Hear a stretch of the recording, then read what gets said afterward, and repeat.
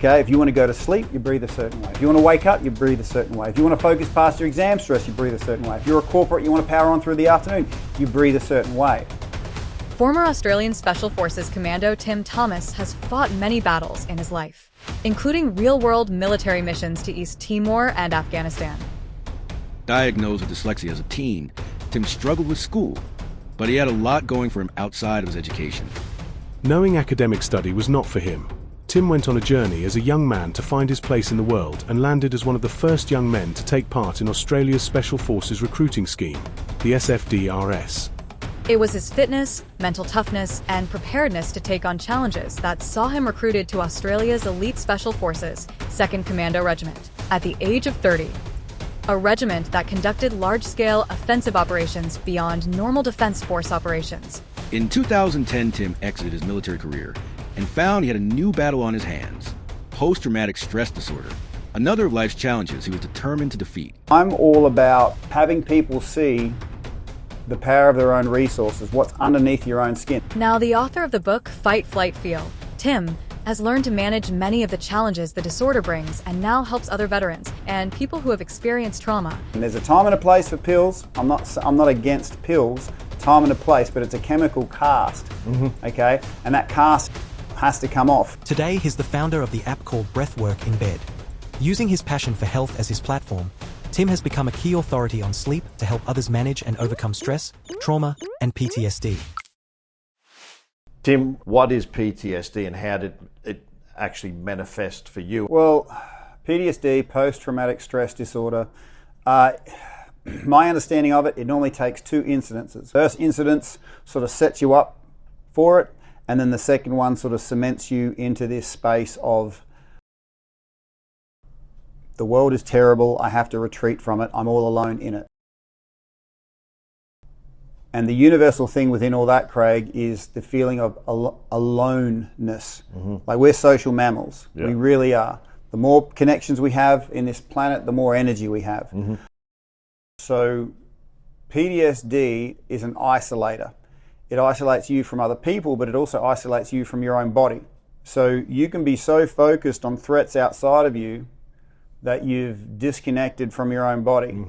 So mental health for me, Craig, isn't so much a mental problem, it's a focus problem. You're so focused on some kind of threat that you've disconnected from your own body. Yeah.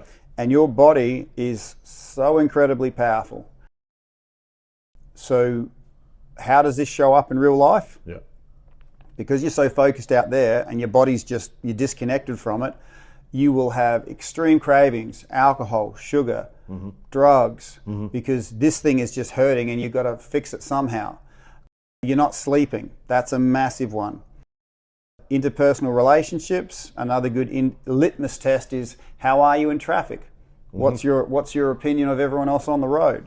You know, that's another thing that shows up. Your first response when you're interacting with people, there's something to be concerned about here. I have to get ready to be angry.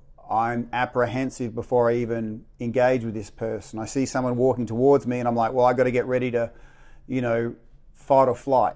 For me, like I said, the common denominator, and it's the most destructive thing us humans can experience, is that's loneliness. Just like, and that's the opposite to what people feel like when they're fully connected to one another.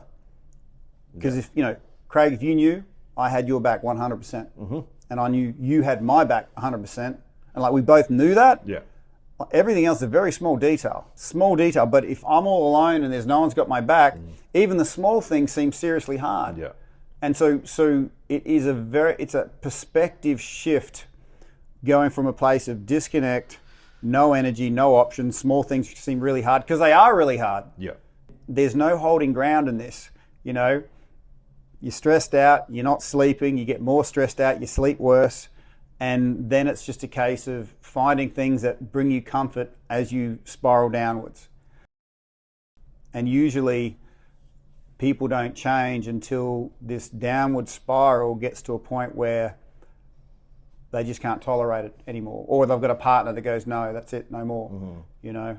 Why did you leave the military? Something interesting happened. There was an end of deployment party. We were going to be on a boat in Sydney Harbour, and everyone chipped in $100 US. I paid my money. I was looking forward to it. And, I find out, there's going to be strippers on the boat. Now, I'm a big boy, but the promise I had to my then wife, and I call her my then wife, not my ex-wife, because I genuinely stand for a positive future relationship with her. What I promised my then wife was I never do anything away from her that I'd do with her. So wherever I go, she was always there with me. And I thought, well, if there's strippers on the boat, I'm just going to be up the other end. I'm a big boy. If guys want to do that, they can do that. Anyway, what happened was some of the wives found out there's going to be strippers on the boat, called the big boss, and as they say, crap rolls downhill.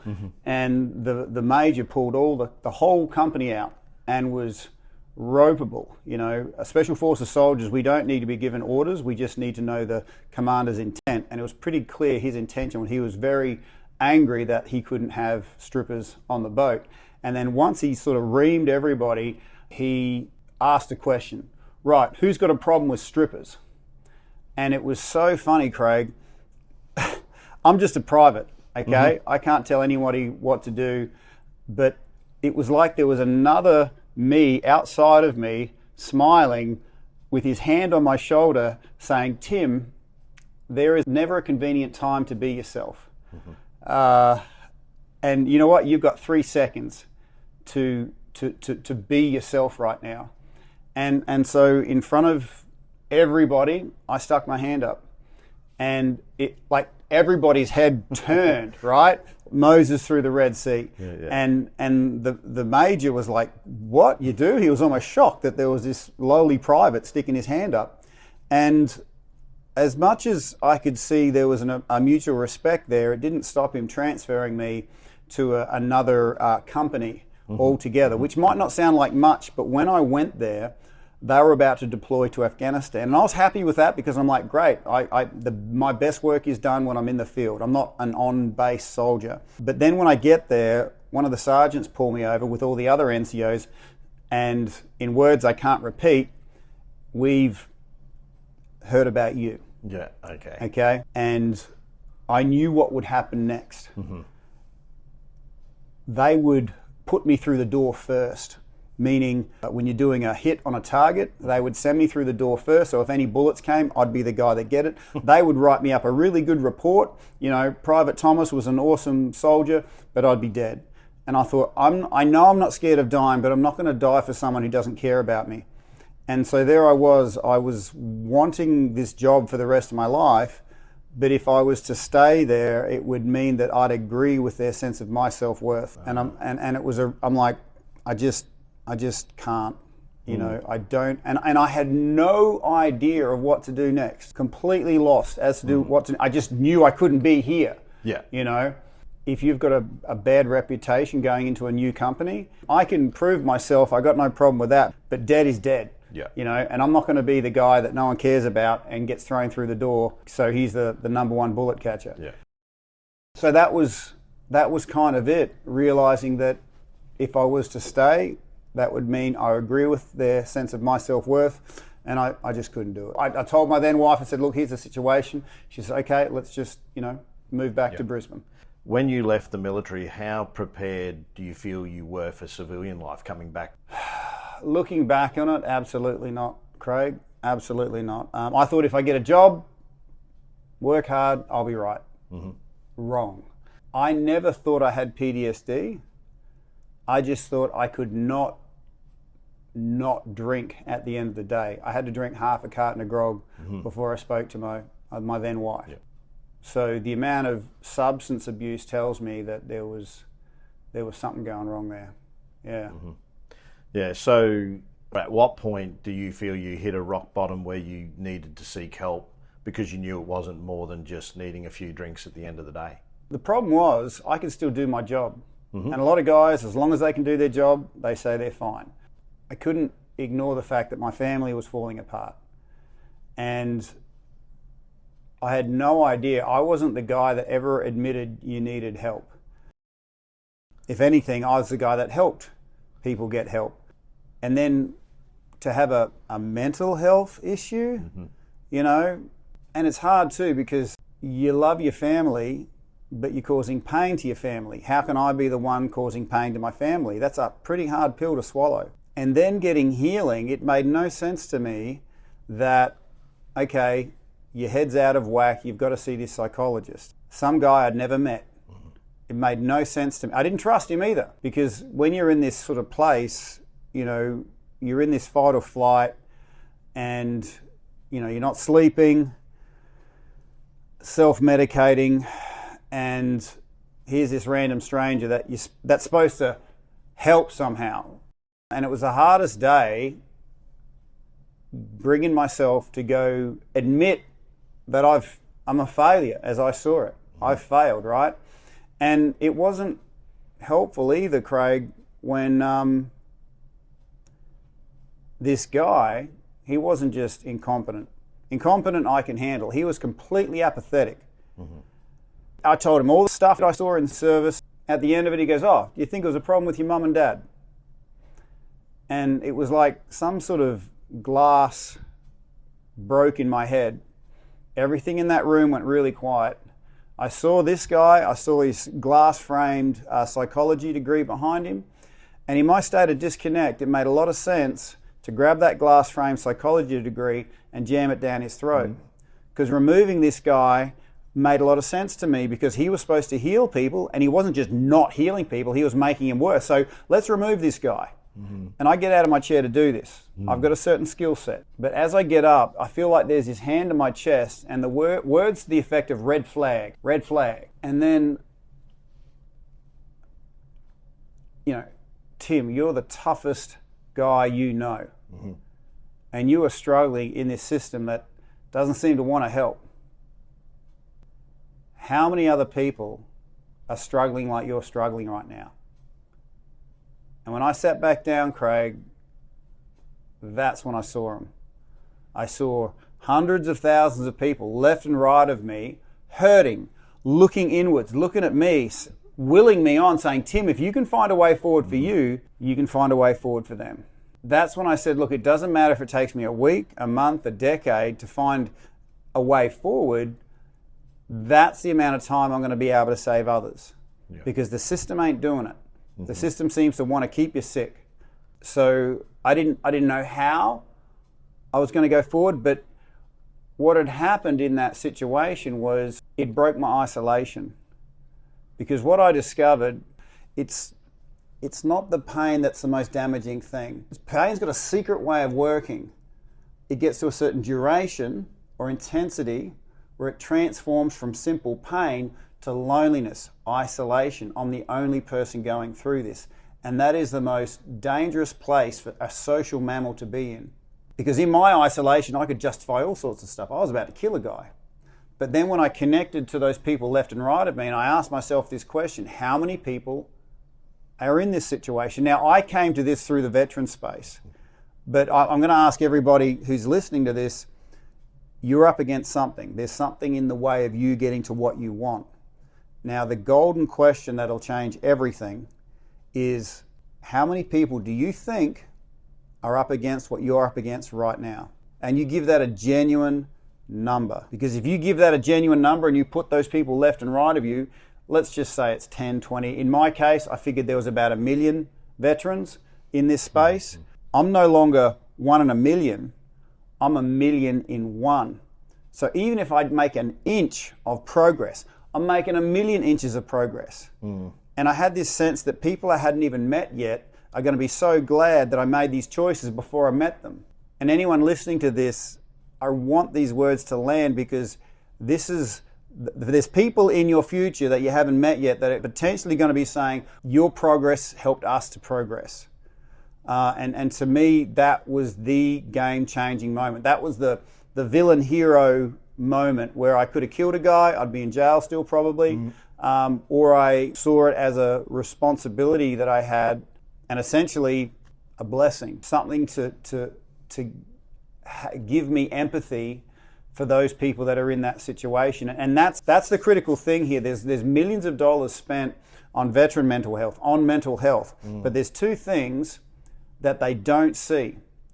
And it doesn't matter how much resources you pour into people, if people are feeling alone and isolated, if people are feeling fatigued, all those resources are like water off a duck's back. And me simply as one individual understanding about isolation, break the isolation, fatigue, get them out of fatigue, this lifetime goal I had of saving 40 veteran lives from suicide, and I didn't care if I worked the rest of my life to achieve that, that was achieved within 12 months, simply because I understood break isolation, get them out of fatigue, and they had everything they needed inside of them to move forward.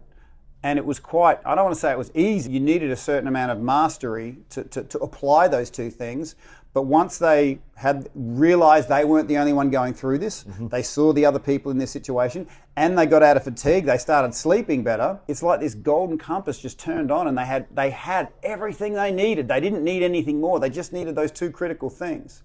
If I understand, you found someone who was unable to help you initially that made you or gave you a cause to say, hey, there's got to be a better way of helping people who are in the same scenario as me. I know off camera I spoke about a Yik Shuk Dang who was a boy soldier who was misdiagnosed for 10 years.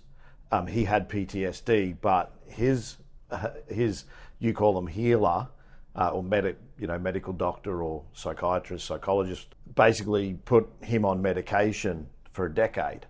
And I know your experience is you see and have seen other people with that same sort of misdiagnosis. So you referenced it as a system of ineffective healers. So what's the important thing around making sure that you're finding, or people who are in your situation are finding the right healer, and how do they know when they've found the right healer? Okay, good news and bad news. The good news is when you find the right healer, healing takes far less time than you think. Okay. The bad news is finding the right healer is a full-time job. You usually find them through people who have been through what you've been through, and the caveat to this, they're in a situation you want to be in. Okay, because there's a lot of people, and this is what happens.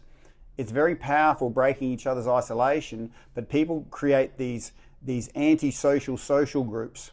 Veterans are really good at that. They only hang out with other people that have gone through the same stuff, and it feels really good to break the isolation, but they don't move forward. So if you're getting advice from anybody, look at someone who's got a lifestyle that you desire, contributing, family, friends, serving, and ask them what they did, because there's plenty of people in the space that love company, but they're not moving forward. So you have to be quite diligent. And it's not until I had a chronic injury that you realize we're not currently in an age of information. We're in an age of marketing. The first 6 pages of Google are marketers. Yeah. Marketers are really good at, speaking those unspoken words inside your heart. Like, shut up and take my money. I want that, right? Because when you're hurting, you're looking for Superman. You want that one thing that'll take it all out, okay? And there's a whole economy based on you being disempowered, thinking there's a power outside of your body when it's actually in here, okay? And what a healer does, like a marketer will know how to promise but not deliver.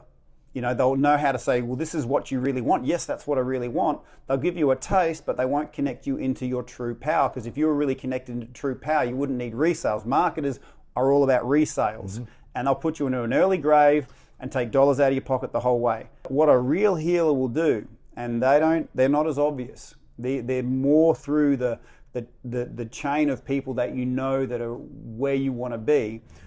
They know that they're human. Their energy is not enough for 2 people.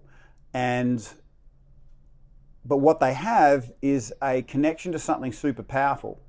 And it might have taken them 10 years to master that connection to that super powerful thing. But when someone comes along, they can introduce you to it in far less time. And then you'll have that connection to that thing that's super powerful for the rest of your life. There's not necessarily any repeat sales. So that's why the super powerful people in these places and the healing journey takes so long, because people usually, men especially, we don't ask for help until we're fatigued as heck, feeling really alone, and you're quite vulnerable in that place. And you want to believe that marketing ad where Superman can fly in and swoop you away just with one pill.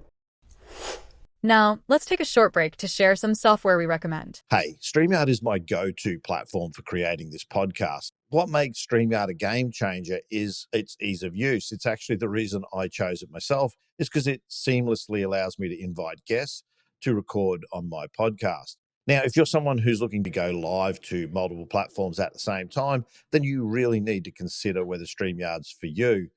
The other thing it offers is local recording, which allows me to separate my files and my guest files so I have full creative control over the process. They're constantly adding new features, including an AI generator that now generates short form content with captions from the long form videos that I record on the platform. If you're someone who's looking to start a podcast, or perhaps you're in business and you want to create a webinar, then StreamYard has a tier for you, including a free option, which gives you no excuse not to give it a try today. So if you want to level up your own content creation, then make sure you check out my affiliate link in the description below, and you can get started creating with StreamYard today. Now, let's get back to our guest. So, in the 40s and 50s, everyone was smoking. And everyone was fine. The doctors were saying it's fine, right? And it wasn't until decades went past that they could actually understand the impact. So right now, we are in this next wave of impact to our health with the phones and the ease of access to tech. Yeah. Because as humans, how I said we all have desire for connection and we're as powerful as we are connected. These frickin' phones have hijacked that desire for connection, and it's a bit like we've connected to a false sun. Yeah. Instead of a tree putting its branches in the sun, it's got to a picture of a sun, and we just have to suck harder from this false, sense of connection. Yeah. But it also, obviously, when you're looking at your phone, you're disconnected from your body. And remember how I said mental health is not a mental thing, it's a disconnection thing. How disconnected you are from your body is how mentally ill you are, in my opinion. Yeah. So we are yet to even get a sniff of the impact of that. And if I had my way, there would be health warnings on online video games, just like there is on smoking packets now. Yeah. Because of the impact on that. But yeah, these people are operating on spreadsheets that can feed the stockbrokers, but it's coming at the cost of our, essentially our children and ourselves. In the years to come, we will see, because everyone's just they've seen the benefits, but we're not seeing the costs yet. It's a bit like the first time you take the pills the doctor gives you for sleep. Oh, this is great, but then as time goes on, the cost of it really is seen. Yeah. So it does concern me how insidious this is. Like literally this morning, leaving for my run, about the time kids go to school, there's 3 school-age kids next to me, and all of them, they're walking along like that. 3 of them. Were they together or? They're all together, and they're all in close proximity, and they're all doing those ones, and I'm like, and they don't see it, but they will. Yeah. There'll be a reduction in lifespan, I'm absolutely sure, at the end of their lives. And quality of life and connection to body, and we have a rule at my academy, if we're at a tournament or something like that, where we're having a meal together, it's phones off. I don't allow them to interact and have phones I say we're in each other's company right now. Make sure that your phone's off. If I see anyone on a phone, you're in trouble. Because I'm a bit of a believer that social media is actually anti-social media, that it's training people in that moment that you just described, where they're walking together, but they're all got their heads in their phones, and they think being together is leaning over and showing something on the screen, and then going back to their own self-gratification of whatever video they're watching. So I think, but on the flip side of that, you own a technology company basically that helps people reconnect with themselves. So while there are the disadvantages and the negatives, I think you can also look at, there's also opportunities potentially to help people as we navigate a new world, and what that may well look like, and hopefully that you can teach them to reconnect with each other and themselves. So, breathwork has a certain medicinal range to it. Okay, so like let's say someone's got a headache and they want to take a Panadol. If you just picked up that Panadol, licked it, it wouldn't do what it's intended. Breathwork has a certain threshold to it as well. So this is why it needs to be sort of listened, because if I try and do it myself, I tend to lose myself. But if I've got that cadence, then it becomes medicinal. Then it becomes anti-inflammation. chronic injury over here. And what people are going to discover is it's not a set of lungs that we own. It's a medicine cabinet with a lot of different shelves. Okay, if you want to go to sleep, you breathe a certain way. If you want to wake up, you breathe a certain way. If you want to focus past your exam stress, you breathe a certain way. If you're a corporate, you want to power on through the afternoon, you breathe a certain way. And it's this sovereignty that I love introducing people to. Yep. So instead of having the Red Bull, instead of having the pills, instead of having the coffee, you can actually access this, you become chemically sovereign. And it's I don't see myself as a breathwork coach, Craig. I see myself as someone who introduces you to the new love of your life, because you're going to have this relationship. This is your relationship, and it's going to be with you when you go to sleep, when you wake up. It'll never leave you. It's going to be the most powerful thing in your corner, and you are going to, as easily as you've experienced it, help other people experience it too. The amount of people I've helped just with simple breath. They don't need anything fancy.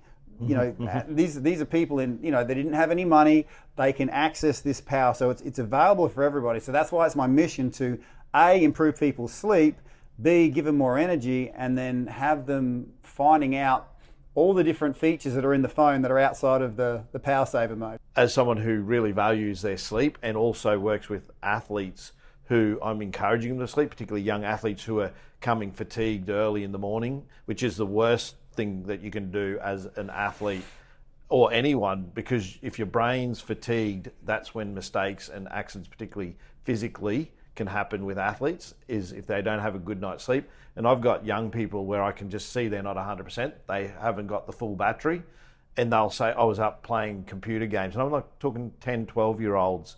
And that is a concern, I think, as a behaviour, not just for them as a young age, but as they actually get older. So I'd encourage my athletes to actually try some of your techniques and try that app. And also do have a cognitive relaxation therapy for athletes, actually myself, not in an app though, but I think it's important. Sleep's important. So you mentioned relationship with your breath, but you also on the app I noticed have a reference to breathwork for couples. Yes. So how have you worked out that breathwork actually can improve someone's relationship when they do it together? So how's that work on the app? So again, mammals, we're made for connection to each other, okay, whatever that looks like. And when I wanted to connect with my then wife, and I'd have to drink a lot of alcohol, and I thought, wouldn't it be nice to have something to connect and not use something artificial? And so I made breathwork in bed's couples breathing to give someone like myself who was in that situation that wants to connect to another human. And it's as simple as holding hands and then guiding each other. Like one person will guide, then the other person will guide. And when mammals actually sync up their breath together, something super powerful happens. On a bit of a tangent, they have a thing called equine therapy where if you're stressed, the horse will pick up on it. So if you get rid of your stress, the horse will come in close. And you'll get to a point where eventually you get so in sync with this other mammal that you're breathing the same and you don't even know it. So I thought, well, why not have, just like you need a guided session to get in touch with your own body, to connect to another body that you care deeply about, it's a wonderful way to connect into that person that you truly love. And I made it because that was something I really wanted, when I was going through that. If you could share one thing with the audience that you think would help them if they're managing anxiety, for example, what's one thing you'd speak to the person behind the camera or listening? Sure, okay. My humble brag is within 3 breaths, I can show you how to completely relax your body. And what we want to do is raise your energy levels. More energy, more options. So if you've been in this way for a certain period of time, then you're going to be experiencing life at a lower energy level because your mind that contains no mass is spread far and wide and your body's just picking up the pieces. So we want to change that by having you have your life all about quality sleep. So I'm going to invite Craig to do it with me. Thing that we're going to do right now, there's all sorts of stuff that you want to do today, tomorrow, stuff that you possibly want to sort of sort out from your past. I just want you to push it outside of your brain and put it in a big pile 1 meter away from you. So all these things I'm going to do, I'm just going to put it outside my head and put it on a pile. I can come back to them but I'm just going to put them outside of my head and stack them up. All these things I have to do, I'm going to completely forget about them. So everyone's got their stack of stuff, okay? So they're in this moment.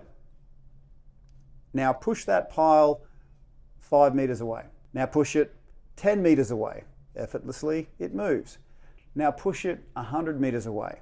Push it 1 kilometer away. Push it just over the horizon. It's still going to be there. You can go back to it at any given time. But right now, we're just going to have this breath, do our thing without any interaction of anything else that's going on today. So that's going to be there. Trust me, it'll be there when you get back, but that's just over the horizon. So now, this is really simple. I'm going to do this with you. At no point will I be away. Simply breathe in and breathe in again and again and again. Okay, let that go. Now, did you notice a bit of extra space opening up? Yeah. Okay, so we'll call that your primary inhale is where you normally breathe into. Your secondary inhale is this little bit of space here. Now, what I love about my job, Craig, is I get to show people how wonderful their body is, and they don't even know it, right? What a lot of people don't know is in your fingers, 2 fingers and thumbs, you have a power button, a turbo button. So we're going to hit those 2 little buttons when we get to our secondary inhale. So we're going to breathe in normally, but when it gets up to here, we're going to hit those power buttons and we're going to give that a bit of a boost. So first off, we're going to exhale, then we're going to breathe in and then hit those power buttons. Cool, cool? Cool, cool. All right, so blow it out, shake it out. Out, out, out, out, out. Start breathing in. Hit those power buttons. Hold it, wriggle it around. Wriggle it, and if it feels good, let it out with a sigh. All right. Yeah, you can feel relaxed. That's two goes through. So what we're going to do now is juice that up even more. If you look at my nose, see I'm flaring my nostril. You and me, we have sinus cavities behind our nose. They're about the size of a walnut. Now, one thing my coach taught me to do when I was a professional fighter was before you do a combination, do a big snort through your nose because that sucks air through your sinuses straight into your brain. So it circumnavigates the lungs. Whether that was based in science or not, I don't know, but it worked in combat and it's going to work for you. So here's what we're going to do. When we exhale, we are going to breathe in, but speed it up as we snort through the nose, and we're going to point that nose as high as we can. Okay, so I'll give you a little demo. I was going to say demonstrate. So you're blowing it out, feel your power buttons, out, out, out, and then hold it, wriggle it, and if it feels good, let it out with a sigh. Okay. Cool, cool? I think I got it. All right. Okay.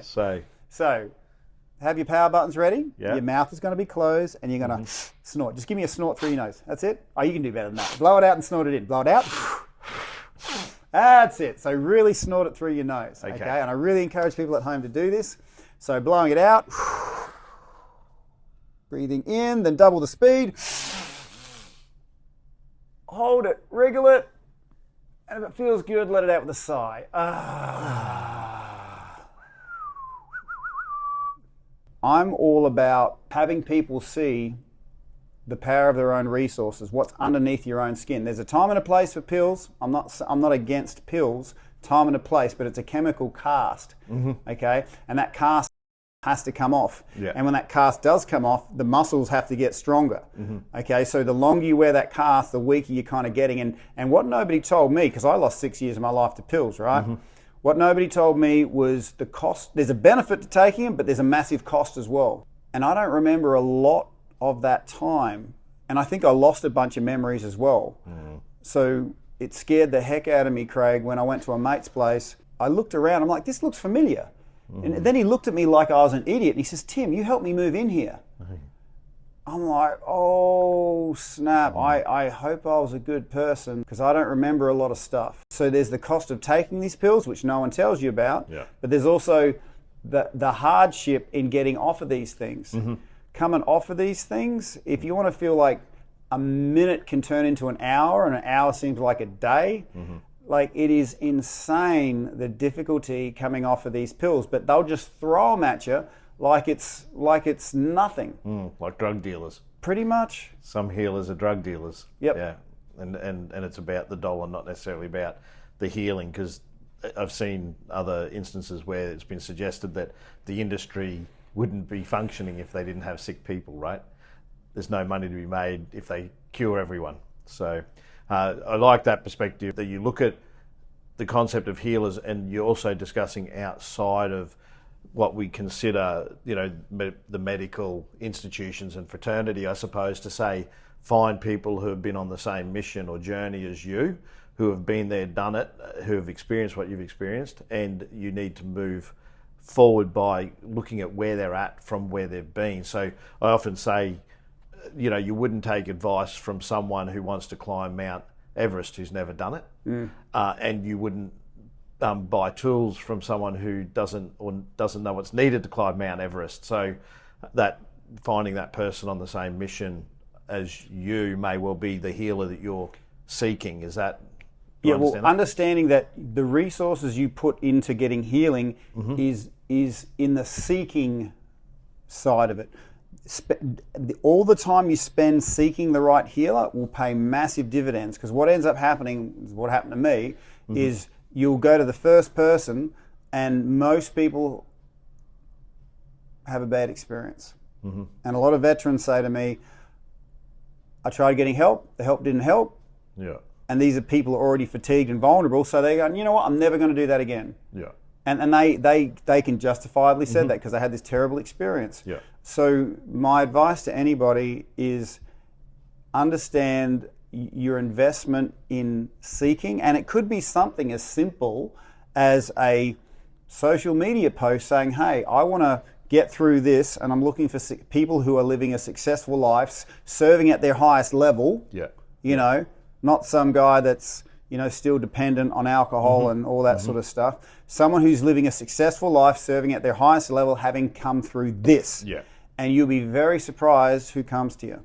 Yeah. And how you'll also be surprised how willing people are to help you if you show that initiative. Yeah. But nobody told me this. And it took me 6 years to find a decent psychologist who in 15 minutes, well, 3 months and 15 minutes, 3 months for him to establish that I could trust him, and then 15 minutes for him to actually show me this one technique which connected me back into my body. Yeah. And previous to that, what nobody told me was when you're, in this, grind, go out there, push hard, hit the accelerator, sleep is for the dead.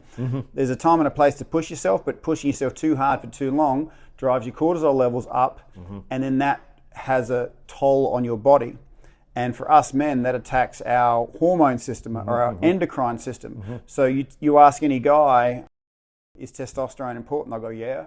When's the last time you had it tested? Never. And so when I went to an endocrinologist, he got me out of this adrenal fatigue because I was just, push hard, sleep when you're dead. And when I started getting more energy in my system, I started getting more options. Yeah. Before that, my main source of energy was anger. And I know that's not uncommon. There are a range of disciplines that aren't just talk therapy. So you found this psychologist who was 3 months to work out whether there was trust between you two, which you just spoke about, and then you said about 15 minutes. What was the change that came for you, or the epiphany that was had around how to manage, PTSD or start to navigate healing? Okay, so it was a somatic experience, meaning a body experience. It wasn't the words he was saying, it was unlocking my connection into my own body, because I was in fight or flight. I was always scanning for threats. And if you've asked yourself, when's the last time I laughed out loud for no reason? When's the last time I stopped because I saw something so freaking beautiful? Because for years I hadn't been laughing, I hadn't seen anything beautiful. And what this guy did was interesting, because he was a psychologist, but he'd worked in the veteran space for 30 to 40 years. And most of the good guys out there are near retirement, because they know the knowledge on the paper, but they know the knowledge off the paper. What a psychologist will say out loud but not acknowledge is that 90% of their job is rapport. Okay? Because if we feel safe around somebody, all of a sudden we can drop our guard and we can figure stuff out. But if we don't feel safe, everything's locked in place. So what this guy did for me was he discovered, in his words, and I don't know if there's any science behind this, but it's worked for me and probably over 1,000 veterans I've shown this to, was that trauma was held in the eyes.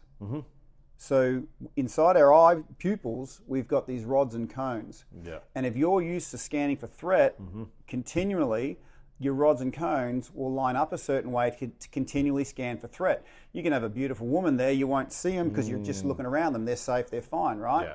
So, and there's no point in appreciating beauty because there's something, your survival's at rate, right? So, so he figured out that these rods and cones lined up a certain way, because if you look at your eye, okay, your eye is really close to your brain, and your eye, when you're lined up for fight or flight, is sending a signal. You're in fight or flight, fight or flight, fight or flight. Yeah. You know, waking, sleeping, whatever. And so what he showed me was, like at the time, I'm like, this is the stupidest thing I've ever done.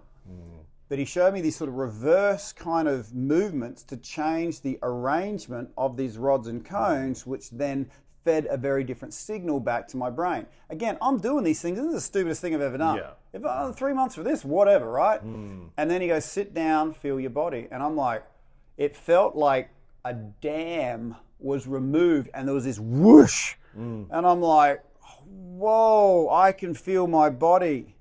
Yeah. And I'm like, my stomach is so tight. Oh, I could relax that. And I could feel my hands and feet. And when I stood up, I could actually feel my hands and feet. So this is where I'm saying, like, mental health isn't a mental thing, it's a disconnect thing. You're so mentally focused somewhere else, you're not actually part of this awesome structure that has got a lot of innate knowledge, power, peace. Everything you're looking for is here, right? Consumer society tells you a lie thinking that your power is somewhere outside of you. Okay, and you just got to pay money for it. That's all you got to do. So my joy in what I do is introducing people to the power of their own body. But in that moment, I felt my hands and feet. I felt like I could feel the blood flow again, and I could see things.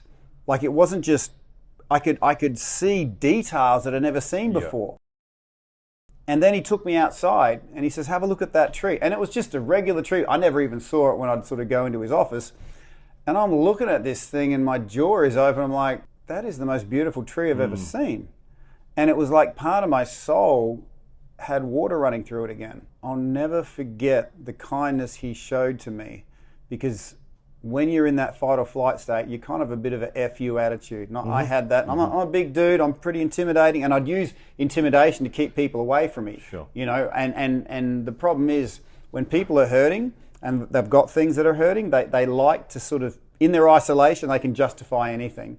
So if someone comes in to try and help, they'll often turn on them because they want to stay isolated. Yeah. And often, don't be surprised, if anyone's out there that has tried to help people and then they end up turning on you, it's because they are about to change and the parts of themselves are so used to running the show, but those parts know that if they isolate from others, they can keep those crappy things alive.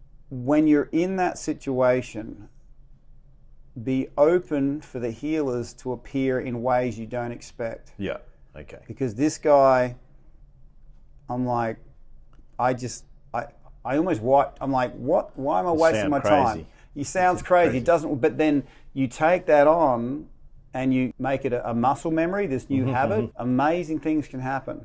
Yeah.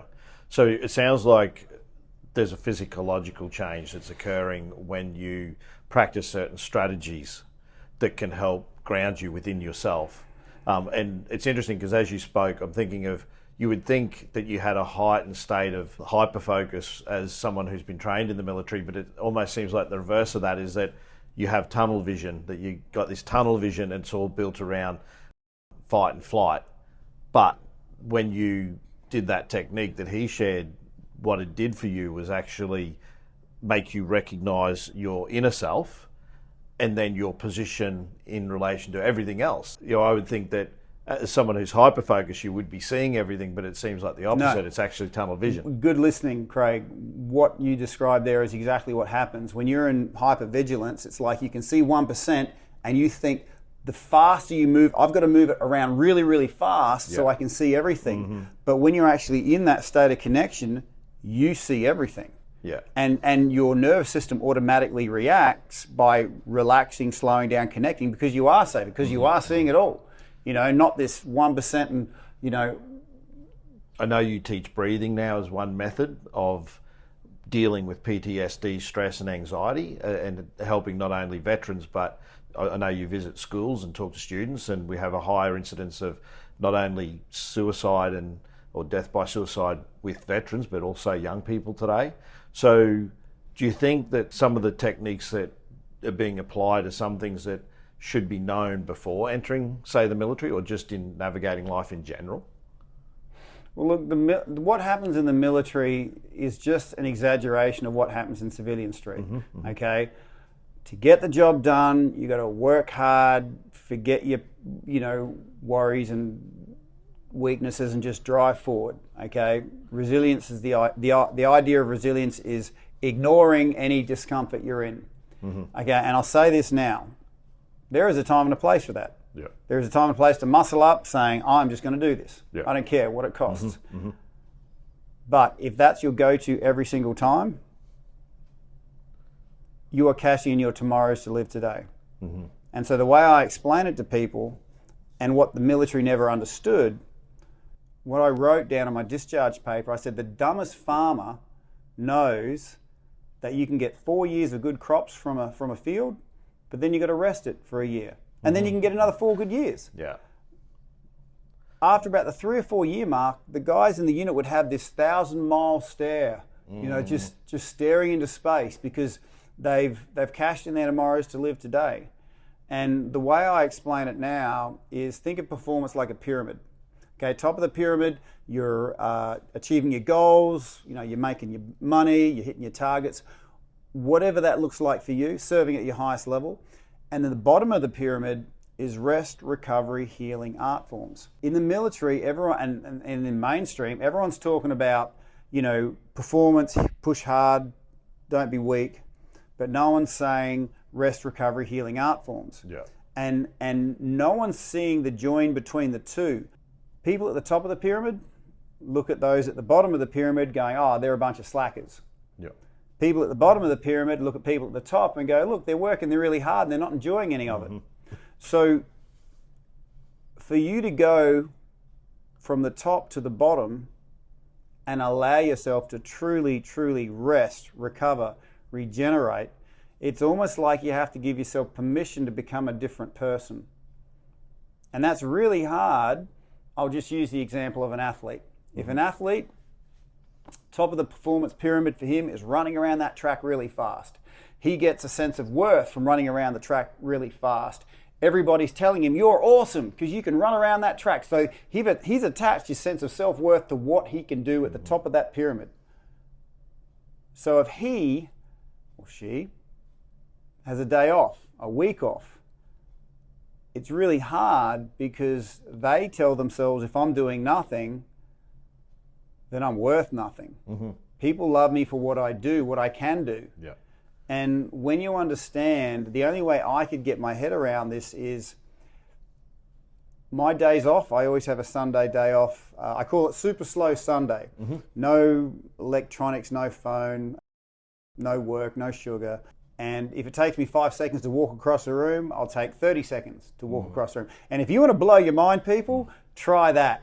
Walk slowly and see where your head goes. It'll go bzzz, but then you'll actually start connecting into your body and you'll see why it's so amazingly healing. But the only way I could get to that is through what I call it a bow day. So if you want to hit a target, I love hitting targets, is the arrow has to go on the bow and it actually has to go away from the target. So you're going in the opposite direction. So sitting down doing nothing, I'm doing nothing. I'm not hitting my targets.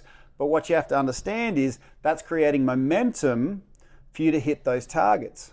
So for my other 6 days of work, I'm like boom, boom, boom, with so much more power, strength, momentum, and freshness because I specifically had that one day off, doing absolutely nothing. But if you don't do that, people wonder why they're not hitting their targets because they're just these little limp-wristed sort of throwbacks. The other analogy I use for high school students is, okay, well, what would happen if you never charged your phone? Well, of course, it would go flat. But what happens just before it goes flat?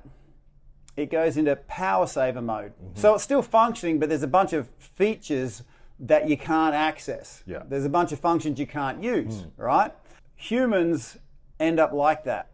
We end up, if we don't learn how to recharge ourselves, connect back into our body, allow ourselves to heal, regenerate, we end up going into this power saver mode, which, yes, we're functioning, but there's a bunch of things that we're capable of doing, but we simply can't because we're running off this 2% of energy. It's interesting as you describe that. I had a startup weekend a few years ago where everyone was working on a project or working on multiple projects, and basically you're sharing information and knowledge with people over a 3-day period, and you just feel like you're drained of energy. And I've never felt anything so exhausting in all my life, just mentally and physically. I think that's a really good analogy. You mentioned working with students, and I know you work with veterans, and we'll talk about the work in a moment that you actually do and how you're helping people navigate stress, anxiety, and even PTSD. But if I gave you a room of students at a school, for example, for 10 minutes only, what would be the most important thing you'd be teaching them to help them reduce stress or anxiety, particularly around exams and things like that? Sure. If I had 10 minutes, I'd get each of them to bring a towel in. Okay? A towel allows them to have their own space to do a particular breathwork technique. I show them how to yawn. I know this is sounding crazy. I'll show them how to yawn, make the yawn at different tones. Okay, different vibration points. Are you able to demonstrate it, or? Yeah, sure. Yeah. Okay. I don't have a. One of the reasons I wear this thing here is so this is me when I get into coach mode or meditation mode. This is here so when I articulate. So every morning I get on my roof and I do sunrise breath work, and I will vocalize. And it's not so much the vocalization, it's the vibration that creates within the body. Okay. So Nikola Tesla said, if you want to understand the universe, think frequency, vibration, and resonance. And when you vocalize a certain way, you create a certain resonance and vibration through your system, which allows you to get past and move any blockages you have inside of us. So remember what I said about we're as powerful as we are connected, or we're as powerful to the level we are blocked. Okay, so with these students, they got plenty of energy, but what they have are blockages that they can't remove for themselves. So I'll show them how to create a state of balance by removing these blockages. What a yawn is, when you open your jaw, okay, and then I get them to get their hands and push on their jaw even more. Okay, when you open your jaw even more, interestingly enough, the vagus nerve is what holds all your stress, essentially, right? And it's got 2 insertion points behind your jaw. So when you open up more, you actually purge that. Just like if you had something in your stomach you wanted to purge, you want to stick it down your throat. I show them how to purge by opening the jaw with a towel and making certain sounds that would then allow them to naturally clear blockages in ways that words can't. So what are the blockages? What do you see as blockages? Are they physiological, or are they things that where they're outward focused, like you say? Like what is? Because is it different for different people? No. Well, it's all suffering begins in your mind. Okay, these students, they say, right, I want to get to a particular place, but I've got to jump through these hoops. Oh, what happens if I don't jump through that hoop? And then they do a spreadsheet on what could happen if that doesn't happen. So, you know, you and I, and anyone listening, we all have bodies, right? And, you know, if I was to put my body on a scales, it's about 88 kilos. Now, that's a measurement of mass, okay? So, because it contains mass, I'm stuck at, 11:30 in the morning. But we both own something that contains no mass, okay? Because our mind, and this is obvious, right? But I'm getting to a point. Our minds contain no mass, so they're not stuck in this moment, Craig. They can go forward in time. So a student will be like, okay, in 6 months' time, I've got an exam. And so they're thinking about the exam. So let's just say their body contains, you know, X amount of mass. They're putting thoughts about whatever it is into the future. So that might, and the mind is not omnipotent. I give it a processing power. Say your mind's got 100 points of processing power, and everyone's got a slightly different processing power, but let's just say 100%. And if you're worried about something in your future, that could be taken up to 30% of your processing power. Okay, so guess what?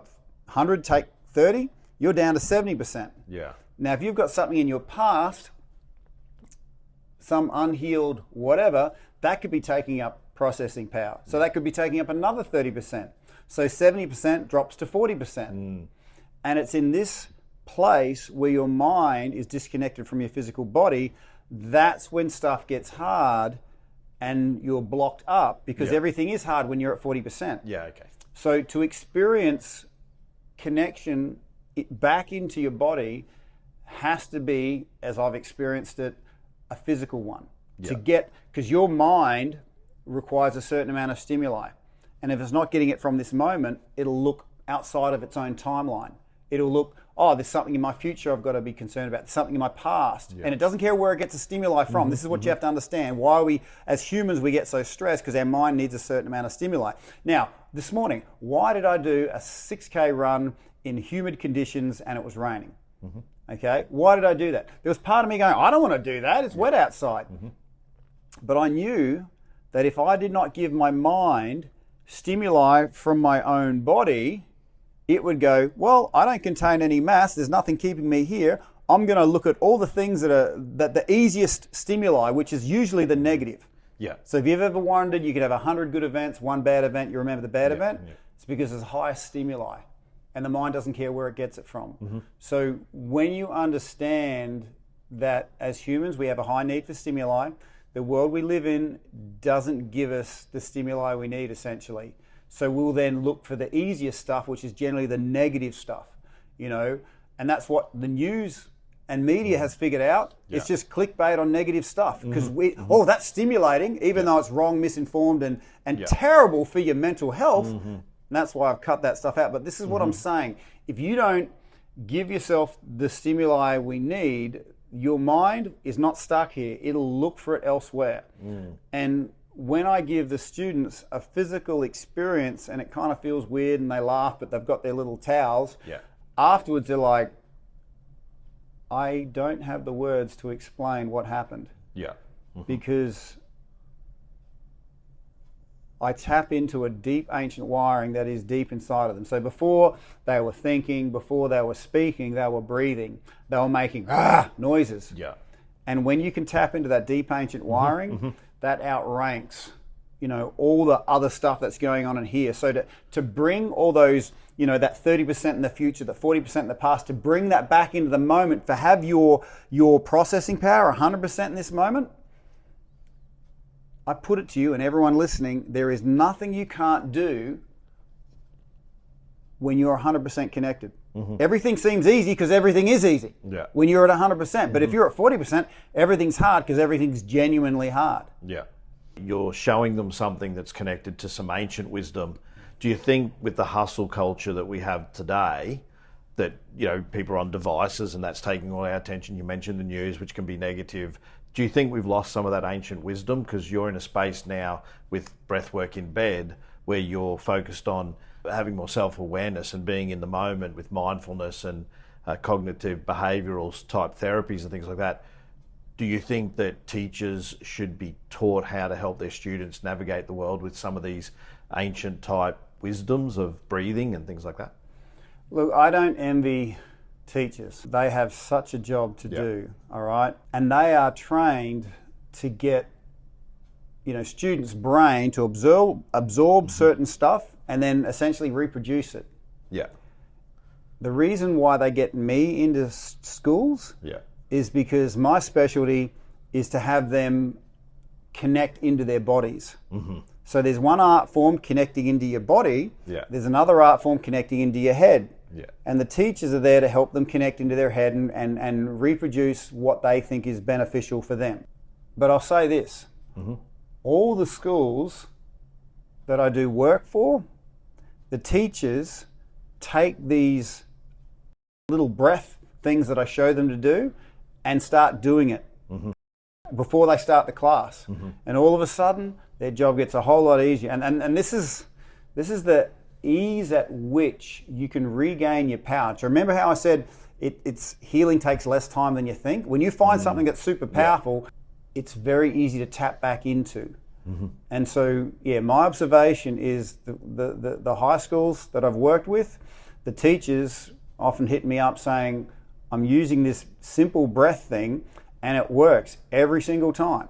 Yeah. Because this deep ancient wiring outranks all the other stuff. My highest level of service is to help them bring their gifts into the world on the back of good sleep. Because I can't do what they do, but if I can improve their sleep, and then everything improves. More energy, more options. So if you're only working with so much energy in a space, you've only got so many options. And people tend to sort of strategize around, well, how do we make this work? But they're only doing it with 50% energy. Okay, what would that situation, what options would be available if they were at 100%?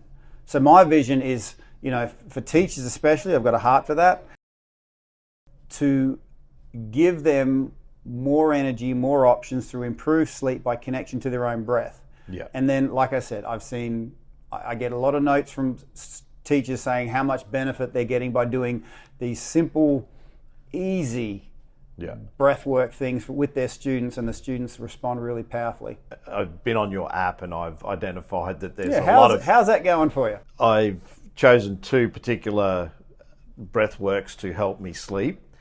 So thanks for the opportunity to experience the app and what you're doing. And I found that they both put me to sleep very well. The initial one was about, I think, 12 minutes long, or it had a good, what I thought was about the length to it. And I was getting halfway through it thinking, I don't think this is going to put me to sleep. And that's the last thing I remember. So I think there's value in trying things. That's the thing that I'd say to anyone listening, that if you got a 28-day trial on your app, I would suggest that people actually go and try this stuff, because you say some of this stuff sounds crazy, but it's also built on our physiology and our biology and how it reacts to what we're doing. So how do you apply it to your day to help you navigate as someone who's experienced the worst of trauma? How are you using that, and how did you come to use that? Okay, so I'll unpack your question. Why does breathwork work? And how did I come to experience it myself? My breathwork journey started when I had a cold sore. And my running buddy said, hey mate, you got a cold sore. I'm like, shut up, I'm going to spend $20 getting a lysine, as you do. You go buy something when you got a problem. And he goes, no, do this particular breathwork technique and you'll get rid of it. And I'm like, well, if it's going to save me $20, I'll give it a go. And it worked, it worked. What I noticed with veterans with PTSD was if we could control their breathing, there was this cascade of beneficial things that happened. And I thought, there's something in here. And I wasn't a breathwork person. I'm dyslexic, so I see things in pattern. Failed high school, but my pattern recognition is in the top percentile. And I thought, even though I don't understand it, this is working, let's keep doing it. The science has caught up to breathwork. They have now rewritten a lot of medical journals on what breathwork can actually do.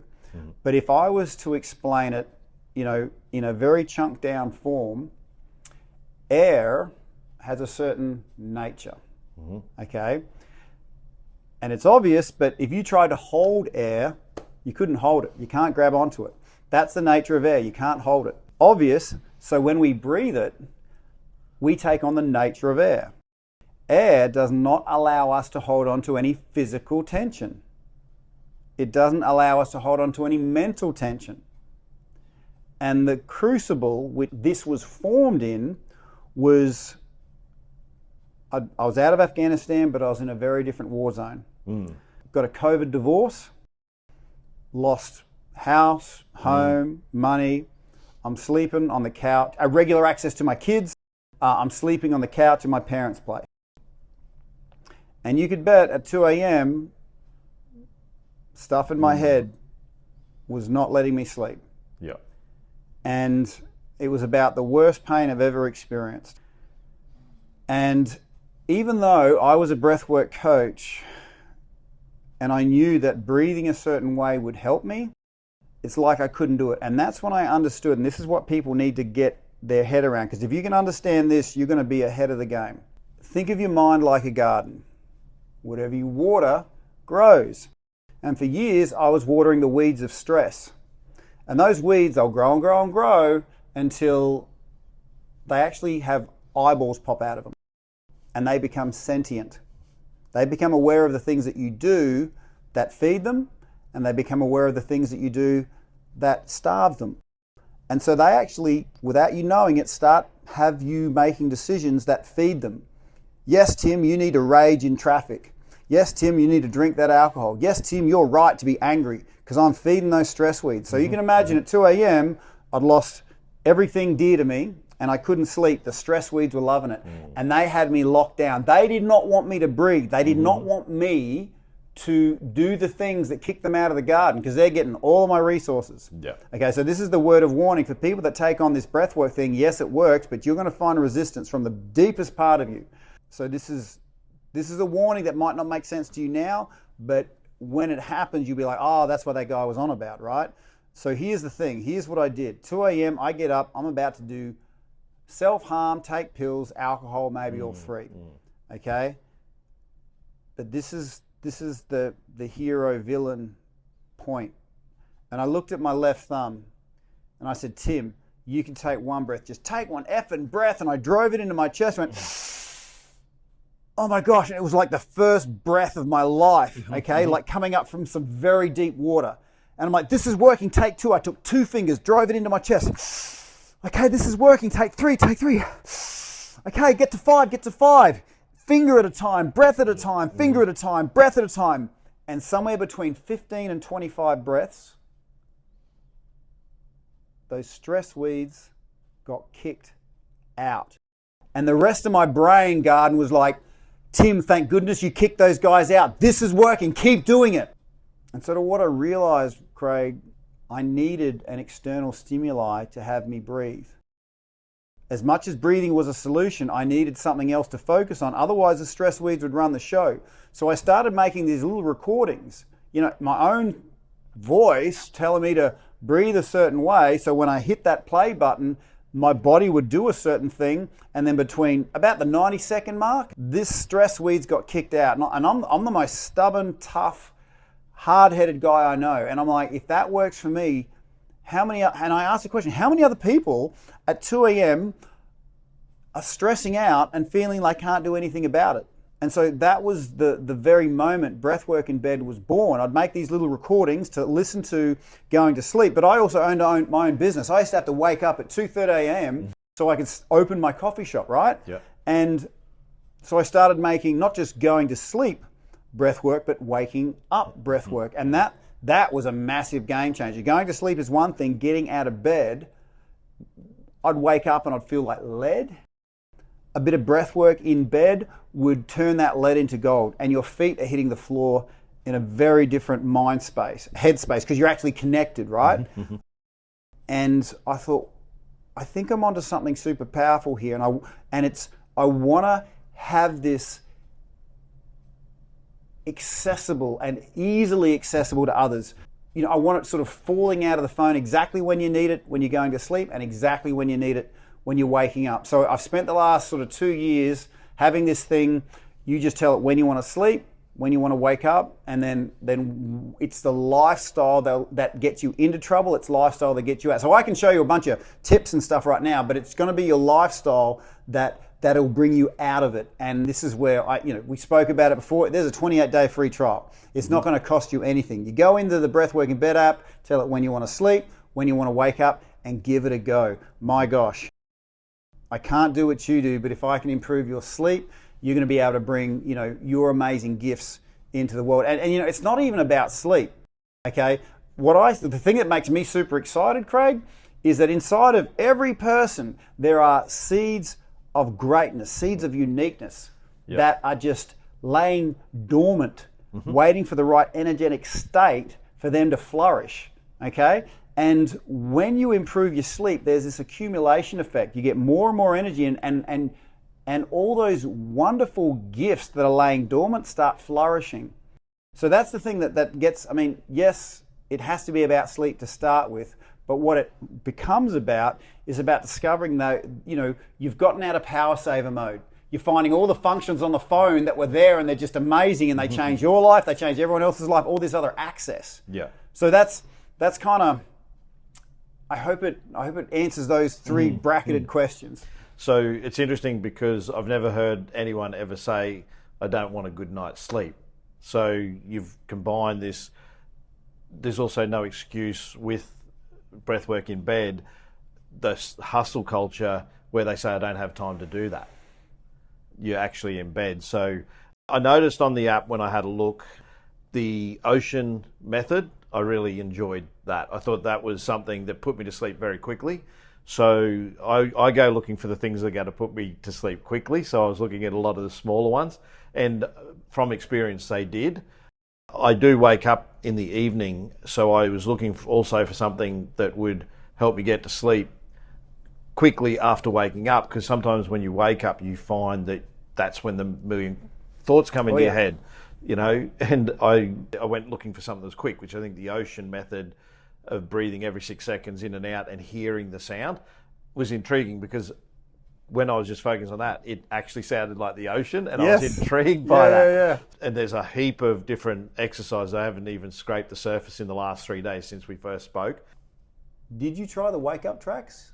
I haven't yet, no. Right. I did put the time in. Yeah. This is where the bonus material kicks in. Yeah. Okay, because waking up, yeah, having that breath before your feet hit the floor, but then there's some bonus features in there. And this is what I don't mention right now, because it can be a bridge too far, because normally you've got to get your own energy up before you can operate at this level. But what is offered once you get feet hit the floor is mirror work. Okay. So saying positive things as you're looking at yourself in the mirror. And I remember thinking, this is the stupidest thing I've ever done. But then I could genuinely feel shifts in my neurology, like something was shifting. And they've shown now with MRIs how you actually rewire your brain with these simple words. But it doesn't just stop there with the morning routine. The question is asked, do you want to double the energy and connection you're currently feeling? And if the answer is yes, then consider that this inside connection can't just stay inside ourselves. In other words, let's pay this forward. Yeah. Let's do an act of generosity. Yeah. Doesn't have to cost you anything. Could be listening more than talking. Could be picking up cigarette butts. And then post it on what's called the generosity news wall inside the app. Okay, yes. Okay, so picture this. You know, through your day, you're getting little notifications. You know, Bruce from Brisbane took his neighbour's bins in. Sid from Sydney brought his mum a cup of coffee. You know, the narrative, and I call it news wall, because right now the narrative is you usually only hear from disempowered, disconnected people. And I believe the empowered, connected people, we do have the numbers, but we don't have the spotlight. Okay, and I want to change the spotlight onto the majority of people, which are good people. And when you start seeing all these good people in this world, like a candle loses nothing by lighting another candle. You know, we can do that for each other, but we just have to give, you know, the spotlight or attention to all the awesome things that are happening in this world. Otherwise, we just get stuck through, you know, mainstream media, mainstream news, thinking that the world's terrible and becoming quite apathetic. You know? I think that people are becoming aware of that, and the internet's helped that.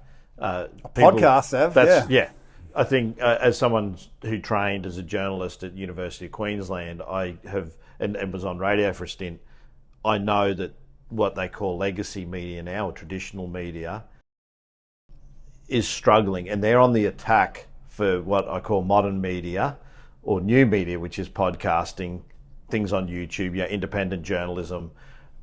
They're really grabbing and clutching at straws, because people like yourself are actually disconnecting from a lot of that negativity too. They're going to, some of them are going to their own little bubbles, which has their own problems. So they can still be negative, but there's a democratization that's gone with social media when the internet and social media became a thing. And I think what you consume on social media can be what you become. So if you're consuming the wrong stuff and the negative energy and things of that nature, then you're actually increasing your risk that you will experience stress, you will experience anxiety. And we don't know where that'll lead. Like you said, you feel that some people are shortening their life expectancy based on what they're even consuming. I think time will be the test of that. We might not ourselves be here to see the results of this experiment that is social media, and where we evolve to, because I think there will be an evolution, there will be a teething, and maybe there'll be a balance that comes from it. I don't know. Well, sometimes people don't change until their head bounces off the concrete a few times. Yeah. You know, like we don't usually do something because it's beneficial. We do something because we want to avoid pain. Mm-hmm. You know, when I'm working with high school students, there was a great experiment where they had a mouse and they attached a little string to its tail and they measured how many neutrons of force it would to go towards the cheese, right? Mm-hmm. It was like 300. Yeah. But then they put a smell of the cat in the room and then it tripled the output of this. So it's yes, going towards something, but also being aware of what you want to avoid. So what I get these high school students to do is I will do an exercise with them where they get a concept of time that they're aware of and then lay it forward. I want you to make a future that you're absolutely terrified of. You know, picture it, feel it. You know, if I was to picture mine, you know, sedentary behavior, preventable diseases, you know, can't get off the couch, my skin stinks, and I picture that. And I ask the question, do you think you could make decisions now or choices now that would give you that future? And they're like, yeah, I would. And I say, live in that for a second. All right, now let's get back to this moment. Now, picture the best future you want. You know, you're feeling good, you're looking good, you're seeing things going on in your life that you really want. Now, do you think you could make choices now that'll help you move towards that? And I really want you to embrace both, because some days you'll be moving forward because, hey, I really want this thing. Other days you're like, I'm not sure if I want it, but there's no way I'm going to have the other thing. You know, I was fortunate before I did Special Forces selection to have a boss that was a complete a-hole. And some days I was doing Special Forces selection because I wanted that Sherwood beret. Other days I'm like, stuff the beret, but if I stop this, I'm going back to that old boss, and there's no way on God's earth that's going to happen. And that was real power. Real power. When I didn't think I had anything left, this really came through for me. I can see where your levels of inhaling and breathing help, in that you feel relaxed when you release it. It's like you're sinking into the chair, but you also have a degree of lightheadedness that goes with it as well. So that's energy. Okay. Now, energy in your body has a natural intelligence. And so this is why I ask for people to give permission as well as put all their dramas out the way, because it'll flow to the places you need it. And when you know you're safe and you can just be with this, it'll go to where it needs to go. It could be to the tension in your shoulders. It could be to the whatever, right? But I call this breath the breath. It's not just the secondary inhale. This is the breath of possibility. So notice what happens to my structure. If there's stuff in my head I don't want there, I hunch over. You ever seen someone with the weight of the world on their shoulders? Yeah. You're not just crushing your lungs, you're crushing your structure. Okay, so the way our energy systems works, we've got these electrical circuits which are like hose pipes. Okay, you know your garden hose, if you pinch your garden hose, you don't have much water going through. Yeah. So when we're hunched over, we're pinching off our nerves. So we've got less currency flowing through. So what proper breathing does, gives you proper alignment. So it's not just the energy from the breath you're getting, it's energy from proper alignment.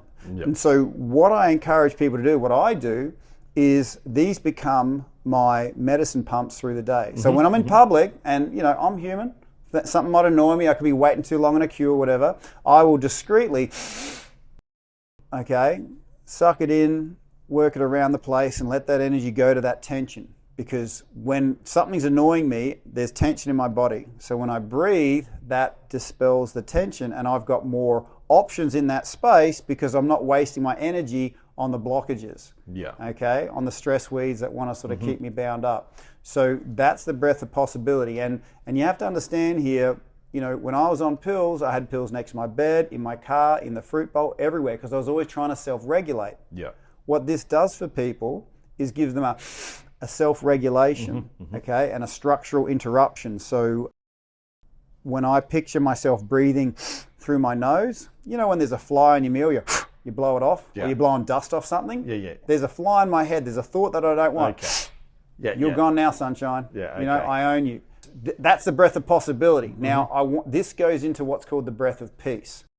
Okay, breath of peace this is the one that needs to be done seated. You don't want to be doing this driving. All these breathwork techniques I'm going to be showing you, you don't want to be doing it driving, operating heavy machinery, cutting up carrots. Especially this next one, because this next one will create a state of peace where some people kind of drift. Okay. You know, which is nice, but you don't want to be having an activity that you have to be fully present for. Yeah. All right. So what this is going to look like is exactly what we did. We're going to hold our breath and we're going to just relax everything and move the air from our upper chest, middle, lower. So sort of pot belly, hand on the belly. Push that air down low. Now the bottom third of your lungs is where you get the best gas exchange. So your lungs have these little air sacs called alveoli. They have the most blood wrapped around them. They're the most vascular down low in the bottom third. So when I'm working with athletes, I'll show them how to cycle through a recovery session quickly because oxygen dissolves lactic acid. And this part here gives you the best gas exchange. All right, so what we're going to do, and when you're not running around and you want to dissolve lactic acid, this becomes a sense of peace. Okay, so what we're going to do is breathe in, hold it, push it down low, squeeze it, try and push it out of our mouth, but our mouth stops it. Okay, and we're going to be like a cat hissing. Okay, trying to slow that exhale down so that pressure down here gives you the best oxygen uptake. Okay, and you get done right, and we'll do this a few times, and I'll be right here with you. Done right, it gives you this wonderful sense of peace. So we'll do this 3 times. Yep.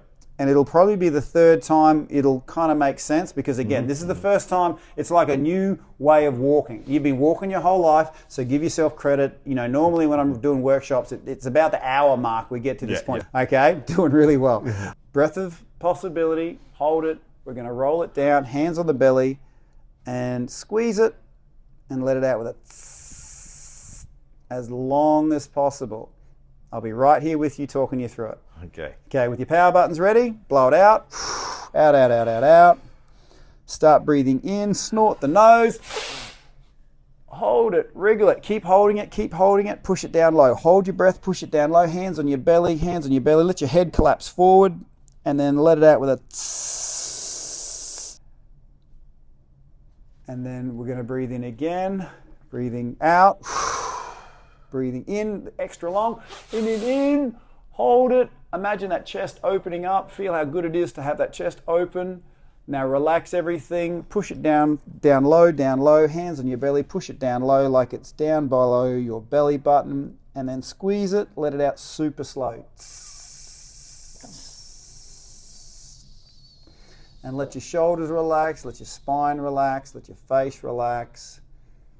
Doing really well. Last one. Blow it out. Blow it out. Blow it out. Blow it out. Now make this breath extra long on the inhale. In. Open up that chest. Feel it like a flower opening, like a flower that's opening and the warmth of the sun is feeling amazing. Now holding that breath, just collapse forward. Let your head hang down towards your knees, hands on your belly, letting it out super slow. And as that air goes out, picture your bodies like a deflating toy, all the tension's leaving your body, and I invite you just to keep your eyes closed. Let that chair take your weight. That chair was made to take your weight. Let those muscles touching the chair feel supported. Let yourself feel supported by that chair. Often in our tension, we don't allow ourselves to feel supported. And all we're doing is giving our muscles permission to relax into that chair. You've just oxygenated your body, you've taken on the nature of air, and let that energy travel through your system. Let it go unrestricted to the places it needs to go. This might be a new experience for you, but that's okay. It's a wonderful adventure. You're meeting an old friend, or you could be finally coming home. This is a wonderful home to live in.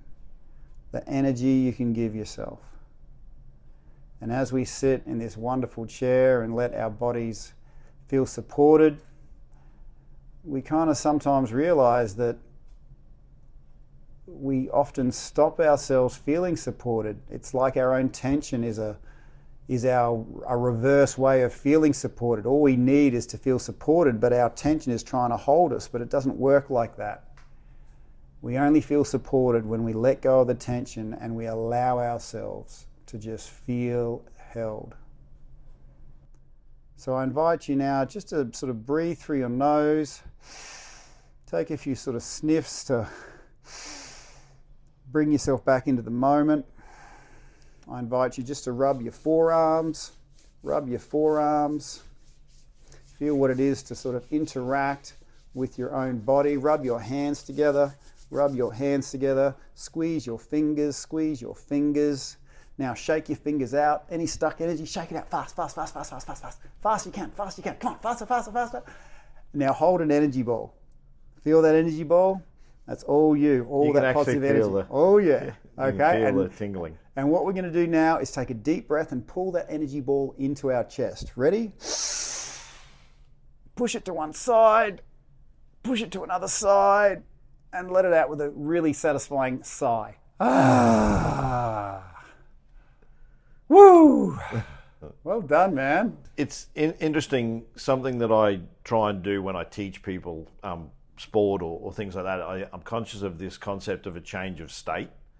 And I think that when people don't encounter a change in their lives, like if they're stuck or they've got something that they're experiencing, whether it be stress, anxiety, or anything like that. So I'm always trying to navigate how to change the state so their focus shifts from whatever it is making them stuck in that moment to the next thing. And what I notice, the physiology, just by doing that, it changes the state in that moment for you, even if it seems that it's not going to have an impact. The fact that you're doing something that is completely different completely changes the situation that you're in, and it's something as simple as what you've just demonstrated there can do that. And how are you feeling, Craig? We're relaxed, yeah. Which is what you want. He looks like he's smiling right now. He's got a big cheesy smiling face. Yeah, it's a good thing. So highlighted all these things today, and I really appreciate your time in coming and sharing what you have discovered for yourself to hopefully help people de-stress and reduce anxiety in their life, and hopefully put them on a path to help them find the right healer if they are suffering from, mental health issues and or PTSD. I appreciate that you shared your journey. One of the things that I want my guests on People with Passion Season 3 to do is to share an insight or something to help people perhaps discover their passion and purpose. It's a bit cliche. If I was a really lost soul and I came to you, what would you tell me I need to do to help me find purpose in life? Okay. Understanding that energy has an intelligence all of its own, and it'll go to where it's supposed to go. Your purpose is there, you might be blind to it. So what needs to happen is you need to generate a certain amount of energy, and that energy will show you where to go. Mm-hmm. So if you're sleeping poorly, okay, if you're not valuing this body, so every day we have to show our bodies that we value it, then it's really hard to find your purpose because no energy, no options. So if I could give it a one-liner, it'll all work out if you just work out, okay? This body of ours, and forget about the mirror, okay? Gyms are full of mirrors. What the mirror will never get you to see is your power and peace, which is just behind you, okay? And we have a physical discipline so we can be a vessel for this peace and power, which is just behind us. And guess what? When you give peace and power to other people, we pull it through ourselves and we get to experience it. Okay, so it needs to start with you, but if you were to fully max out, it's what you can give to others.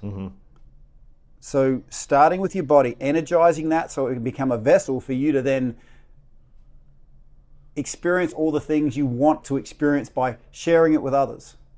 And doing it from a position of a position of strength, and knowing that you're going to get taken from. But you're going to be in touch with something so much more powerful than what can be taken from you if you have that regular physical discipline, whatever that looks like. It doesn't have to be, the gym. I like breathwork. It doesn't have to be breathwork. It could be stretching, yoga, whatever it is. Your body has an intelligence. Trust the intelligence. Enhance that energy level. And like I said, once you get out of power saver mode, you're going to discover all these functions you never even knew you could do. Just like, your phone. And, your phone's just a good example of that. But the joy is discovering all the things that are you once that energy level picks up. Yeah, that's awesome. I want to thank you for being here today. I give this to the in-studio guests. It's just a little token of my appreciation and to remember the moment and that you've shared on People with a Passion. So it's just a little pin that... Fantastic, look at that. Really appreciate you sharing your knowledge and wisdom with everyone. Hopefully you get that out. Oh yeah, I'm sure. I put it in there so it wouldn't fall out. So, but no, I really appreciate you guesting and giving your knowledge. If you do want to find out more about Tim Thomas and his work and his history, he's done multiple podcasts. So there's plenty of information on you, Tim, out on the internet for people who want to consume more of your content, including the YouTube channel you had several years ago. You also have the book Fight, Flight, Feel. Oh, very good, yep. Right, so, and you've now embarked on, or are a founder of a new app called Breathwork in Bed, which I encourage people to try out. You've got a 28-day trial. I'll put the link in the description below. And hope to see everyone again in a future episode of the People with a Passion podcast. Thanks, mate. Thank you.